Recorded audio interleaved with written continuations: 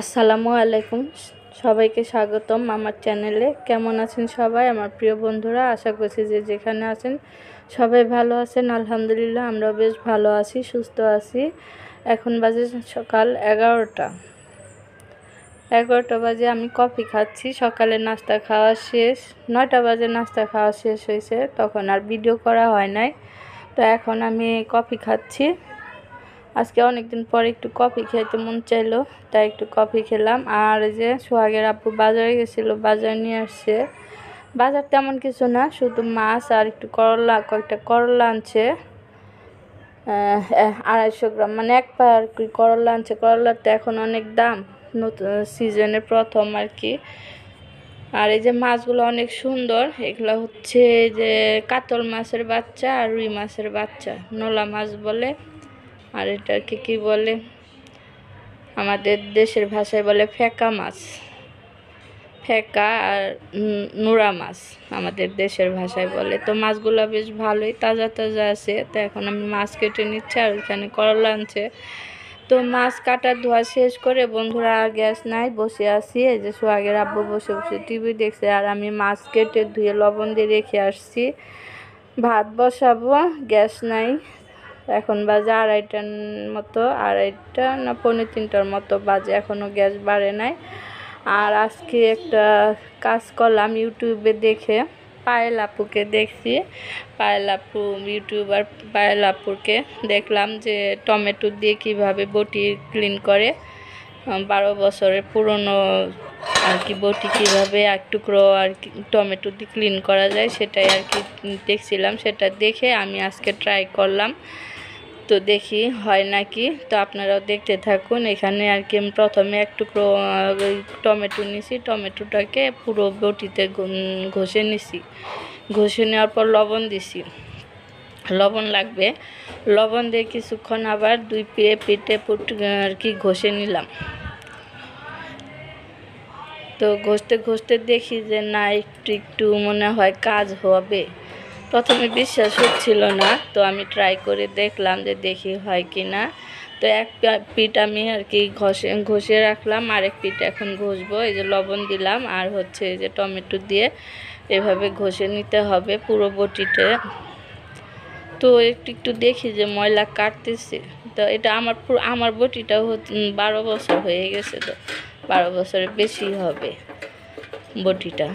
তো এই যে এখন দিব হচ্ছে চা পাতি লাগবে, এর মধ্যে লাগবে টমেটো, লবণ আর চা পাতা। এই যে এখন দিব চা পাতা, চা পাতা দিয়ে আবার কিছুক্ষণ ঘষতে হবে। এই যে চা পাতা দিয়ে দিছি, দিয়ে এখন আবার ঘষে নিচ্ছি পুরো বটিতে। তো দেখুন বন্ধুরা, একটু একটু ময়লা দেখুন উঠতেছে। তো দেখি হয় নাকি। পায়েল আপুর বটিটা একদম চকচকা হয়ে গেছে, নতুনের মতো। নতুন কি, নতুনের মতো নতুনই হয়ে গেছে পুরনো বটিটা। সেইভাবে ঘষে ঘষে পরিষ্কার করলো। তো ওনাদের অনেক গুণ, ওনাদের অনেক, দুই বোনের অনেক গুণ আছে। ওনারা যেটাই করে একদম পারফেক্ট। নাস্তা বানায়, রান্না করে, তেমন আর কি সব কিছুতেই আর কি খুব সুন্দর। তো বটিটা পরিষ্কার করলো, মাশাআল্লাহ বটিটা একদম পুরনো বটি, নতুন হয়ে গেছে। তো আমারটা দেখি হয় কি না। তো এখন আমি এই যে টমেটো ঘষা শেষ করে এখন এই যে আবার এই যে তারের সুপার মধ্যে একটু ভীম সাবান নিয়ে ঘষে নিচ্ছি। তো মাশাআল্লাহ দেখা যায় যে না, ভালোই পরিষ্কার হচ্ছে। এই যে আমার বটিটাও কিন্তু অনেক, মানে 12 বছরের বেশি হবে পুরনো বটি। তো একটু সময় লাগবে বন্ধুরা, সময় নিয়ে করতে হবে। তো আমার তো এখন সময় নেই, আমি রান্না করব। এদিকে গ্যাস বেড়ে গেছে, ভাত বসাই দিয়েছি, ভাত হয়ে গেছে। এখন ভাতটা ঠিকা দিব, তার মধ্যে এই কাজটা করতেছি। সোহাগের আব্বু তাড়াহুড়া করতেছে, তার ক্ষুধা লাগছে।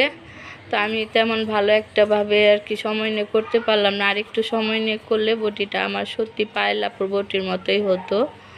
তো দেখলাম যে না, জিনিসটা অনেক কাজের, মানে পায়েল আপু যে ভিডিওটা দিছে সত্যি আর কি কাজের ভিডিও দিছে, অনেক উপকারী একটা ভিডিও।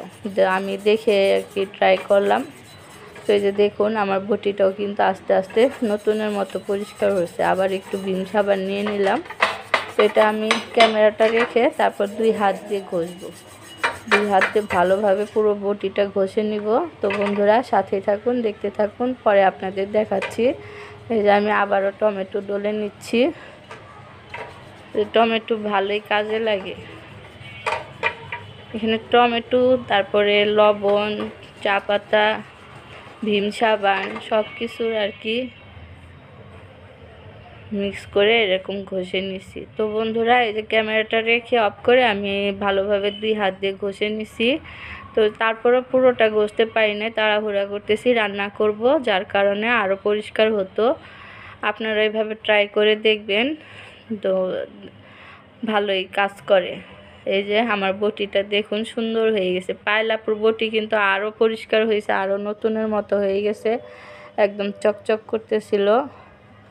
তো আমার বটিটাও এরকম হতো যদি আমি আরও কিছুক্ষণ ঘষতে পারতাম। তো বন্ধুরা আপনারা এইভাবে করে নেবেন, দেখবেন আপনাদের বটি এরকম সুন্দর পরিষ্কার হয়ে যায়। দেখুন সোহাগের আব্বা তো বিশ্বাস করে না প্রথমে, পরে দেখে বললো যে না ঠিকই আছে। তো আমার বটিটা সে হাত দিয়ে দেখতেছে, হাতে নিয়ে যে আমার বটিটাও কত সুন্দর পরিষ্কার হয়েছে, মাশাআল্লাহ। পায়েলাপুকে অনেক অনেক ধন্যবাদ এরকম একটা সুন্দর ভিডিও দেওয়ার জন্য। তার ভিডিও দেখে আমি একটা শিখলাম। এই যে দেখছেন আমার বটিটা কত সুন্দর হয়েছে। তো আরও কিছুক্ষণ, আরও যদি আমি 10 মিনিট ঘষতাম তাহলে আরও একদম পরিষ্কার হয়ে যেত। আমি রান্না করব তো তার জন্য রেখে দিলাম, আরেকদিন করে নিব। তো এখন আমি রান্না করতে চলে আসছি। রান্না করব হচ্ছে প্রথমে আমি করলা ভাজিটা করে নিব। ভাত হয়ে গেছে, ভাতটা ঠিকে দিয়ে দিছি, গ্যাস এখন আস্তে আস্তে বাড়তেছে। তো এখন করলা ভাজি করে নিব। করলার ভাজি করার জন্য এখানে কড়াই বসাই দিছি, আর এই যে হচ্ছে এখানে পেঁয়াজ দিয়ে দিলাম, কাঁচামরিচ, আর এখন একটু নেড়ে চেড়ে তারপর করলা দিয়ে দিব। আর এখন তো গরমের সিজন এসে গেছে, করলা আর কি, করলার সিজন চলে আসছে।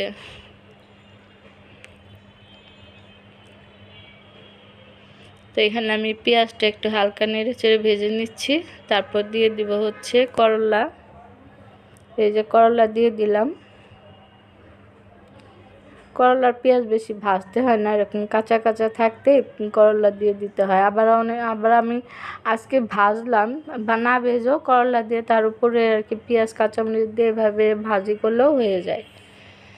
তো যাই হোক, এখানে করলা, আর এদিকে আমি মাছ ভেজে নিব। মাছ রান্না করব আজকে আলু আর টমেটো দিয়ে। আজকে কোনো সবজি নাই, ঘরে কোনো সবজি নাই, তাই আলু আর টমেটো দিয়ে মাছ রান্না করব। আর এখানে আমি স্বাদ মতো লবণ দিয়ে দিলাম করলার মধ্যে। এখন একটু ঢেকে দিব। ঢেকে দিলে কি হয়, অল্প সময় একটু ঢেকে রাখবো, ঢেকে দিলে কালারটা সবুজ সবুজ থাকে করলার। আর এদিকে যে মাছ ভাজার জন্য মাছে মশলা মেখে নিছি। আর সোহাগের আব্বু বলে তুমি করলা ভাজি করো, আমি এদিকে মাছটা দিয়ে দিই। তা ফ্রাই প্যান বসাই দিছে, তেল দিছে, তেল গরম হবার পরে যে এখন মাছ দিয়ে দিচ্ছে।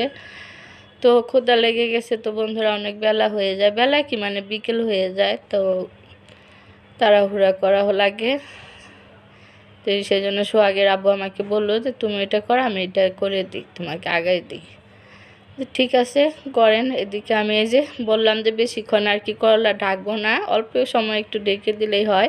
তো এখন ঢাকনাটা উঠিয়ে নেড়ে চেড়ে দিচ্ছি করলা। তো এইভাবে নেড়ে চেড়ে আমি এখন আর ঢাকবো না, এভাবে নেড়ে চেড়ে ভাজিটা করে নেব। চুলার আঁচটা মাঝারি আঁচে রেখে তারপরে ভাজিটা করে নিচ্ছি। আর এই যে দেখুন করলা ভাজি হয়ে গেছে, কালারটা কিন্তু এখনও সবুজ আছে, ক্যামেরায় বোঝা যাচ্ছে না। তো এখন ভালোভাবে একটু ভাজা ভাজা করে নিব তেলের উপরে, তারপর নামিয়ে নিব একদম কাঁচা কাঁচা। আমার শাশুড়ি এইভাবে আর কি করলা ভাজি করতো, ওই ভাজিটা খেতে অনেক মজা লাগে, মানে কাঁচা কাঁচা থাকবে, সবুজ সবুজ থাকবে, সেই করলা ভাজি খেতে অনেক ভালো লাগে। আর এদিকে মাছটাও ভাজা হয়ে গেছে, করলা ভাজিটা নামিয়ে রেখে মাছটা তরকারিটা রান্না করে নেব।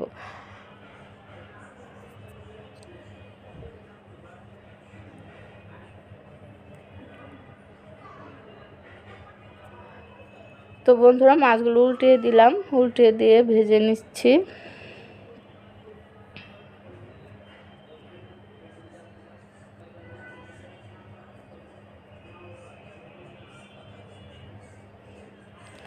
আর মাছ ভাজাটা শেষ করে করলা ভাজি করে সোহাগের আব্বুকে ভাত দিয়ে দিলাম। ভাত তো হয়ে গেছে, কারণ সোহাগের আব্বু ক্ষুধা লেগে গেছে, 4টা বেজে গেছে এখন। তো এখন ভাত দিয়ে দিলাম, করলা ভাজি আর মাছ ভাজা দিয়ে। আর গতকালকে টমেটোর যে চাটনি রান্না করছিলাম, চাটনি না এটা কী বলে বুঝি না, এই যে এটা দিয়ে আর কি খেয়ে নিচ্ছে। আর আমি এদিকে তরকারিটা রান্না করে নিব, সোহাগের আব্বুকে খাবার দিয়ে দিছি, সে খেতে থাক। আর এদিকে আমি তরকারিটা রান্না করে নিই, মাছ আলু আর টমেটো দিয়ে নলা মাছ রান্না করব। আর এখানে আমি তেল দিয়ে দিছি, পেঁয়াজ দিয়ে দিছি, পেঁয়াজের কাঁচামরিচটা ভেজে নিচ্ছি।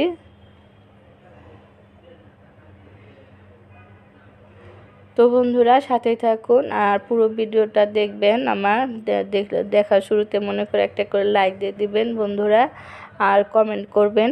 আমার ভিডিওটা দেখে কমেন্ট করবেন, শেয়ার করবেন, শেয়ার করে দিবেন, বেশি বেশি শেয়ার করবেন। আপনাদের একটা লাইকে কিন্তু আমাকে সামনের দিকে এগিয়ে নিতে পারে।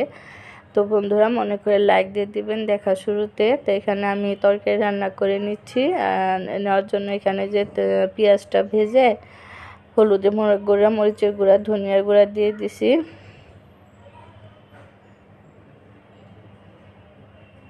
আর দিব হচ্ছে এখন লবণ দিয়ে মশলাটাকে ভালোভাবে কষিয়ে নিব।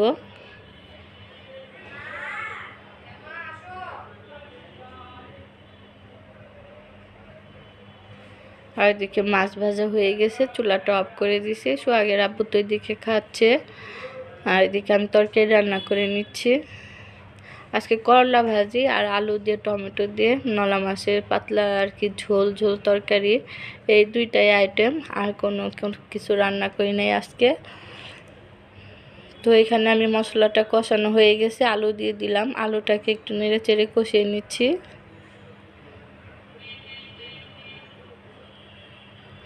আর আজকে দেখলেন তো বটি পরিষ্কার করলাম, যাই হোক বটিটা অনেকটাই পরিষ্কার হয়েছে আগের চাইতে। তো আমি যদি আরও কিছুক্ষণ আর কি ঘষতাম তাহলে পুরোটাই পরিষ্কার হয়ে যেত। আর আপনারা এইভাবে ট্রাই করতে পারেন, আমি তো ট্রাই করে প্রমাণ পেলাম যে না, ভালোই কাজ করে। তো আপনারাও ট্রাই করে দেখবেন। টমেটো, লবণ, তারপর চা পাতা দিয়ে বটিটা এভাবে ঘষে পরিষ্কার করে নেবেন, আপনাদের বটি যদি এরকম ময়লা থাকে। তো আমি একটা আর কি কাজ করলাম, ভালোই লাগলো কাজটা। আর এদিকে আমি আলুটা কষিয়ে তার মধ্যে টমেটো দিয়ে দিছি, টমেটোটা আলুর সাথে কিছুক্ষণ কষিয়ে দিয়ে দিব পানি। এই তো কষানো শেষ, দিয়ে দিলাম পানি দিয়ে এখন ঢেকে দিয়ে তরকারিটা রান্না নিব। আর বলক আসলে মাছ দিয়ে দিব, মাছটা তো ভেজেই রাখছি।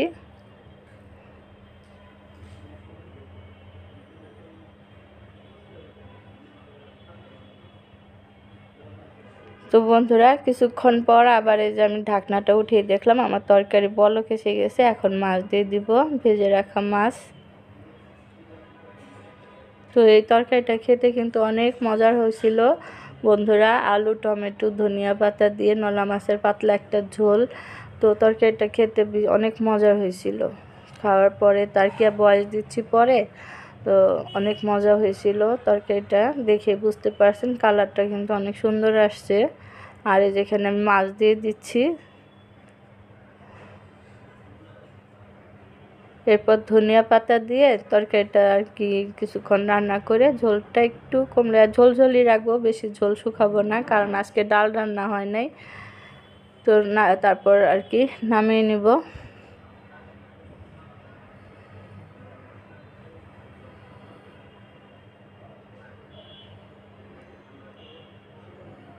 তো এই যে বন্ধুরা দেখুন তরকারিটা হয়ে গেছে, আমি এর মধ্যে ধনিয়া পাতা দিয়ে দিছি। ধনিয়া পাতা দিয়ে এখন এই যে আবার ঢাকনাটা উঠে একটু দেখছি, তো তরকারি হয়ে গেছে, এখন নামিয়ে নিব, চুলাটা অফ করে দিব। তো এই ছিল আজকের রান্না, করলা ভাজি আর আলু টমেটো দিয়ে নলা মাছের পাতলা ঝোল। তো আজকের মতো বিদায় নিচ্ছি, সবাই ভালো থাকবেন, সুস্থ থাকবেন, আল্লাহ হাফেজ, আসসালামু আলাইকুম।